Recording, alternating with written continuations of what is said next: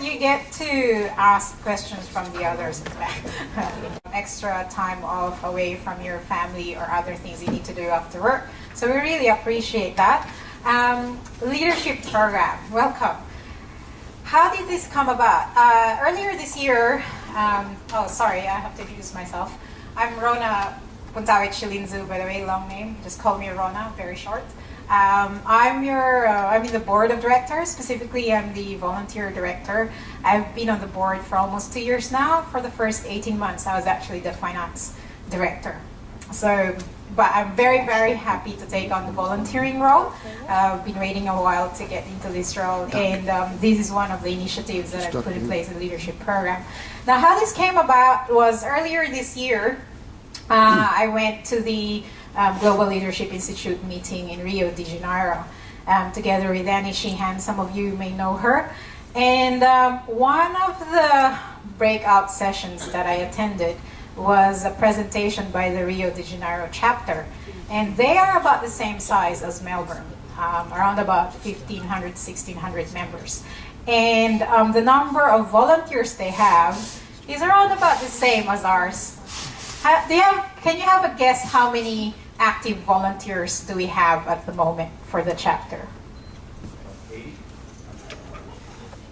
50, 80, 150, that's quite optimistic.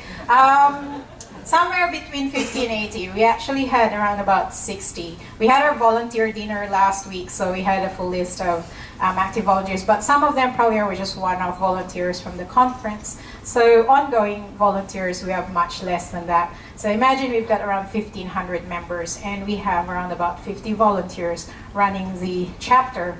And that already includes the board of directors as well. So not many, because we have around about 11 in the board of directors. So when Rio de Janeiro presented the chapter, we had the same challenge. How do we engage volunteers? And how do we engage leaders in our membership? So for me, my assumption is there must be some real good quality leaders already within our membership. How do we get to attract them? How do we get them to do projects that are worthwhile of their time as leaders? So that's why we came up with this leadership program. It's modeled after Rio de Janeiro. The strategy there is attracting leaders, and also as a talent succession for future board roles as well. So it serves a few purposes. One is engaging leaders, those with leadership qualities within the chapter. Two, it's a talent identification. Who are the future potential leaders of the chapter? Later on, Tony, who's helping me lead the program, will talk more about the leadership program itself. So, so sit tight as we go through.